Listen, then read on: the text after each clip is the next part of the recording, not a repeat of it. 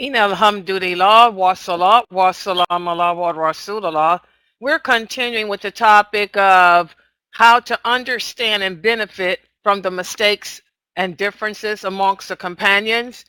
And we are speaking about how the companions made mistakes and differed, beginning with the caliphate of Uthman.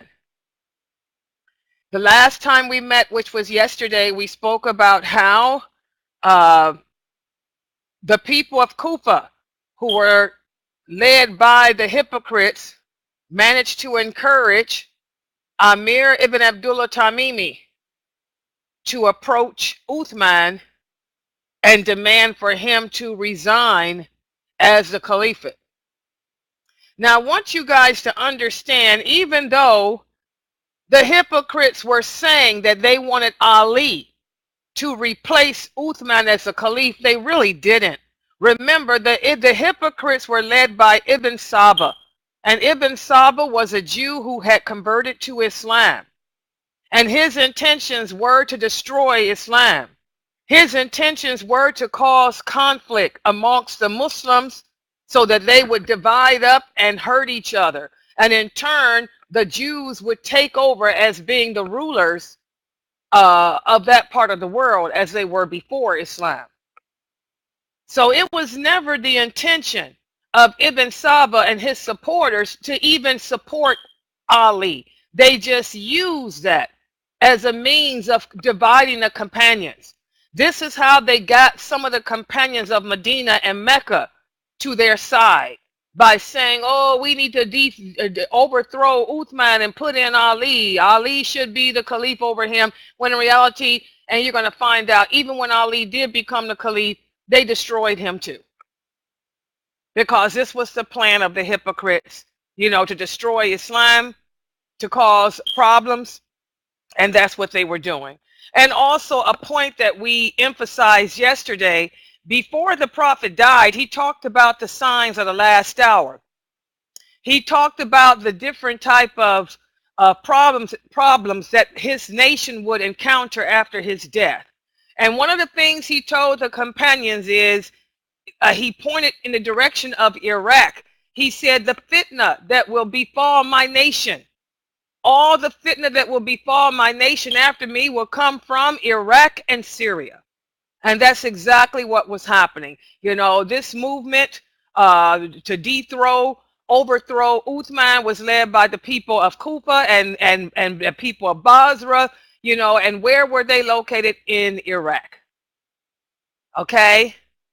So we talked about how Amir ibn Tamimi went to Uthman and he made his allegations to him, told him that he needed to step down as caliph, or they would force him to step down. And of course, Uthman refused. He said, unless you can prove the allegations against me to be true, I'm not stepping down from anything, because I was appointed to this position by Allah. And I don't fear anyone but Allah. And I am not stepping down unless you can prove the allegations. And remember, the grievance that Tamimi had against Uthman was, Uthman had vindicated him of the lies and slander that the hypocrites had said about him. But instead of Abdullah Tamimi accepting that, he instead allowed his personal jinn and the hypocrites to say, oh, well, if Uthman really liked you, he would have believed you anyway. Why did he investigate you? Uthman investigated him to prove him to be innocent. And Uthman expected the same in return. He was letting Abdullah Tamimi know, the same way that I proved you to be innocent of the allegations, you can go out and investigate me. Prove me to be innocent, because I am. But that's not what happened. And this is what we're going to talk about today. We're going to speak about the findings of the investigation into Uthman's state of affairs. Okay? And again, when Uthman allowed the people to investigate him, understand that they did not bring forward any specific grievance. They merely tried to poison the atmosphere by spreading false rumors. Okay? They accused Uthman of being too much into the life of this world because he was rich and liked to live in nice homes and things. They accused him of nepotism because all the governors he appointed, were related to him. And Uthman had a reason for everything. He said, first of all, there's nothing wrong with enjoying a lavish lifestyle. I've always lived nice. I was married to the prophet's daughters. That's why he married his daughters to me, because no one could provide and care for them better than me. And my money, and he let them know every battle that the prophet fought, I was the one who set forth the camels and paid for the expenses of every battle we fought. So you can't accuse me of loving the life of this world more than Allah. Okay? And as far as him appointing governors who were from his family, he said, these are people I can trust, especially since y'all trying to take me down. So these people could not bring forward any specific grievance that could be proven. They simply went on hearsay and rumors. And also remember, the Arabic people before Islam, they were a very superstitious people. And they still are, many are. Islam is against superstition. Well, the Prophet ﷺ had an official ring that he used to use to stamp his seal as his signature on any official documents. After the Prophet died, that ring was passed down to Abu Bakr. Then after Abu Bakr, it was passed down to Umar. When Uthman became a Khalifa, the ring was passed down to him. One day, Uthman had a well dug. And as he was supervising the digging of the well, the ring fell off his finger into the well. And every effort was made to salvage the ring, but they couldn't. And being that the Arabs were superstitious people, they played on this. Many of the ignorant hypocrites said, look at that. He lost the ring that belonged to the Prophet. That's a sign. That's a sign that Allah is no longer pleased with Uthman. And that's a sign that the Prophet Muhammad is not pleased with him. And that's a sign that he has no right to be the leader over the Muslims. See how ignorant they were? Just because he dropped a ring down into the well, they use that as an excuse to say, oh, he shouldn't be the leader. That shows Allah is not in favor of him. That's an example as to how they played on false allegations. Okay?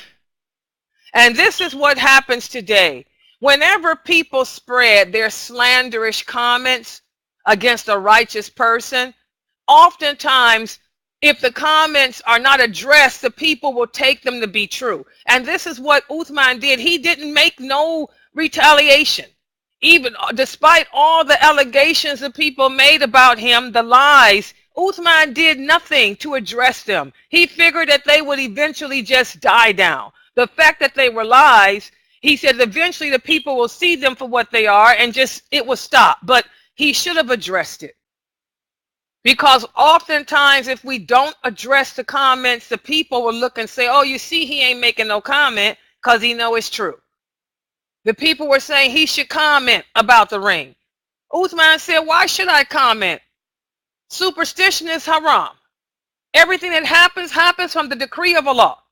It was the decree of Allah that this ring should fall into the well. People should know that. Why should I address that? So he didn't, but he should have. Okay?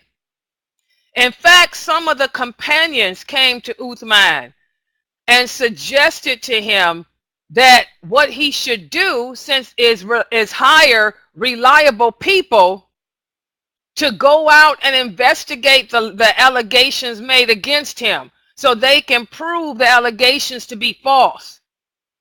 Okay? They were telling him, don't sit back and say nothing.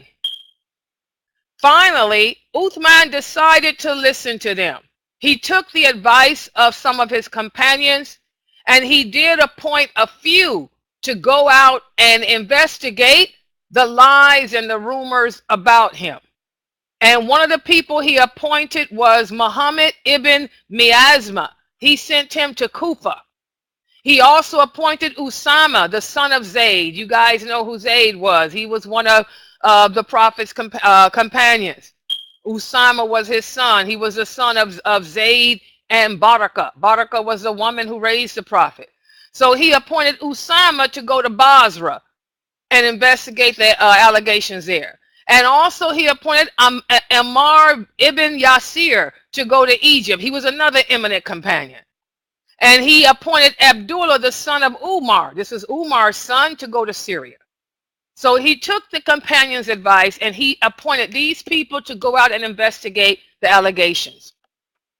And that's what these people did. They went to the different mosques in those cities. They interviewed the leaders of those cities and asked their opinion. And all of them came back and reported that all of this was lies, except for one. Okay? Except for one person. The people he sent out came back and reported that everything that the people of Kufa said was lies. The lies of Basra were lies. The lies of Syria were lies. However, there was one who didn't. Ammar ibn Yasir. He was the one that was sent to Egypt. Now, who was stationed in Egypt? Egypt is where Amir al-As was. And also this is where Ibn Saba, who was the leader of the whole campaign, was. When Ammar went to Egypt, they convinced him that the lies were true. And instead of coming back to Medina, Ammar chose to stay in Egypt, and he joined up with Ibn Saba and Muhammad, the son of Abu Bakr, Muhammad, the son of Abu Hudayfa, and Amir al-As. He stayed with them and supported them. Okay? And when he did not return back to Medina, the people of Medina felt concerned. They said, well, it seems that everything is fine except in Egypt. Egypt is the root of the problem. And the governor of Egypt was Abdullah ibn Saud. He wanted to take action against the men who were lying on Umar. He wanted to take action against Muhammad, the son of Abu Bakr. He wanted to take action against the son of Abu Hudayfa. And he wanted to take action against Ammar himself. But again, Uthman said, no, leave them alone. And again, people criticized Uthman for this. They said he should have allowed them to deal with the liars, to deal with the people who were spreading this. But Uthman could not bring it in his heart to hurt any of them. He said, let them alone. They'll eventually get tired of their lies and move on to something else. Okay? And afterwards, Uthman sent a letter to his subjects telling them that the emissaries he had sent out came back empty-handed, proving that there was nothing, no value to the allegations made against him. And he added that his mission in Egypt was the one that was not successful, and that the person he sent there chose to stay in Egypt and not return. He also reminded the people that he had never, ever, ever wanted to be the caliph. He was appointed to this position. Remember, the prophet taught us never ask for a position, because if a person asks for a position, Allah will not help them in that. So he reminded the people, I didn't ask to be caliph. You guys nominated me and chose me to do this. He said, and since I was given this position, it is my job to adhere to it and honor it to the best of my ability. Okay? So he sent a letter out to all the people, letting them know what the findings were. Okay? So what did the hypocrites do? When he sent his letter out addressing the outcome, how did they respond? Well, in response, the followers of Ibn Saba, they sent a delegation from various cities to Mecca. They were thoroughly briefed and were armed with a catalog of imaginary lies and wrongdoings. What happened was they decided to come and approach Uthman during the Hajj season. Uthman was the leader of the Muslims, and he was there presiding at the Hajj functions. And afterwards, he addressed the people. And he told the people that he had gathered that meeting to redress the grievances that the people had about him, to prove that the false rumors were exactly that, false rumors, that there was no proof to any of the allegations made against him. And he assured the people that he would continue to be Caliph and uphold the cause of Islam and represent them fairly and all of that. Well,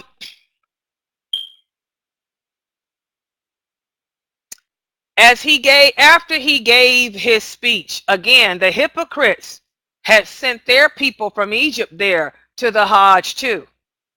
They were supposed to call him out, but being the hypocrites that they were, they didn't. They did not speak up. Because Uthman challenged, he said, anyone who has any grievances against me, come forward now and bring your proof. Bring proof of whatever allegations you have made against me. They all remained quiet. They didn't have the courage. And this is the case of hypocrites today too. You know, hypocrites, they talk a very good game. They lie, they deceit. But when you confront them openly, they look stupid. Because they have no proof. They have no evidence.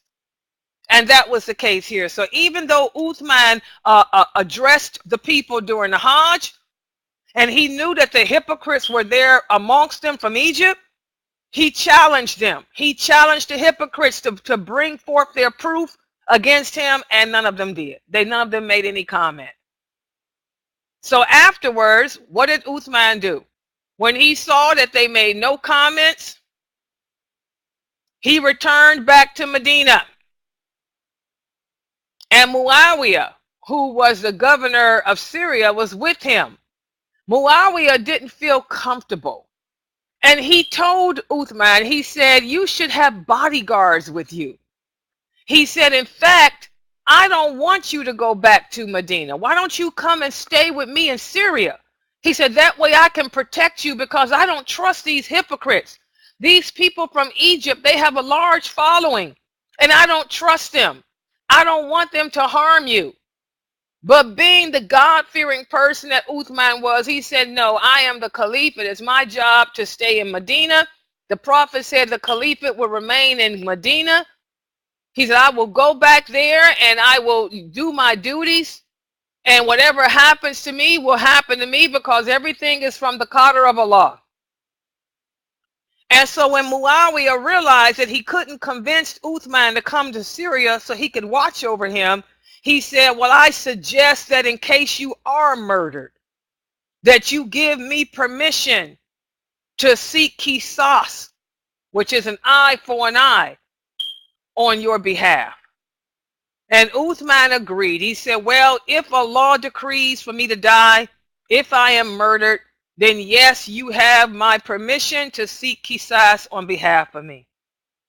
And so then, sadly, Muawiyah went back to Syria. But he felt bad. He knew something was going to happen. A lot of people did. You know, these people, these hypocrites, you know, they had the nerve to come to the Hajj with a big army. But they were cowards. And what do cowards do? Cowards, they strike when you least expect it. And that's what Muawiyah was trying to get Uthman to see. Don't trust these people.